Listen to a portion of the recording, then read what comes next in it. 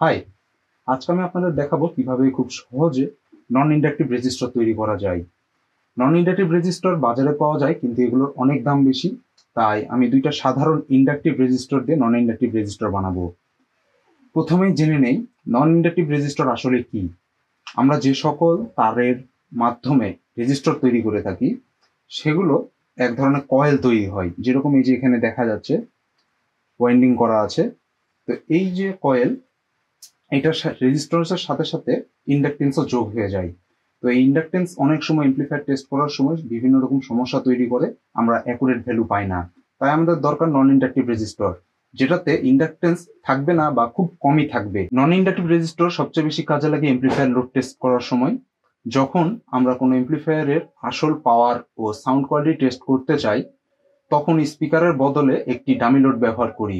সেই dummy load বানাতে নন inductive রেজিস্টরের প্রয়োজন হয়, যাতে সিগন্যাল একদমই পরিষ্কার থাকে আর ইন্ডাকটেন্সের জন্য ভুয়া ফলাফল না আসে। এখন আসি কাজের কথায়। আমি এখানে দুইটা সাধারণ ইন্ডাকটিভ ওয়্যার রাউন্ড রেজিস্টর নিয়েছি। ট্রিক্সটা হলো এটির ওয়াইন্ডিং এ। এই ইন্ডাকটিভ রেজিস্টরে একটি ওয়াইন্ডিং করা আছে, যেটি ক্লকওয়াইজ বা অ্যান্টি ক্লকওয়াইজ যে কোনো একটি হতে পারে। কিন্তু আমাদেরকে রেজিস্টর নন ইন্ডাকটিভ রেজিস্টর বানাতে গেলে একটি রেজিস্টরের দুইটি ওয়াইন্ডিং করতে হবে, একটি ক্লকওয়াইজ এবং অপরটি অ্যান্টি ক্লকওয়াইজ। এর ফলে এর ভিতরে তৈরি যে ইন্ডাকটেন্স সেটি একে অপরকে ক্যান্সেল করে দিবে এবং ফলাফলে আমরা পাবো নন ইন্ডাকটিভ রেজিস্টর, যেটাতে একেবারেই ইন্ডাকটেন্স থাকবে না বা খুবই কম সংখ্যক থাকবে। রেজিস্টর তৈরির মূল উপাদান হলো নাইক্রোম ওয়্যার।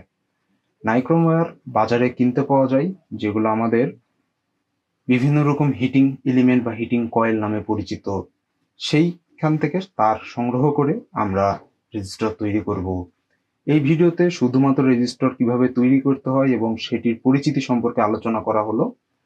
সামনের ভিডিওতে এটির পুরো পূর্ণাঙ্গ তৈরির প্রসেস এবং এটির টেস্টিং আমরা দেখব। তো এভাবে খুব সহজে আর কম খরচে নন ইন্ডাকটিভ রেজিস্টর বানানো যায়। এগুলো এমপ্লিফায়ারের ডামি লোড হিসেবে ব্যবহার করলে আপনি রিয়েলিস্টিক রেজাল্ট পাবেন, আর বাজার থেকে দামি রেজিস্টর কিনতে হবে না। আশা করি ভিডিওটা আপনাদের কাজে লাগবে। তো ভালো লেগে থাকলে লাইক, শেয়ার আর সাবস্ক্রাইব করে পাশে থাকবেন। ধন্যবাদ।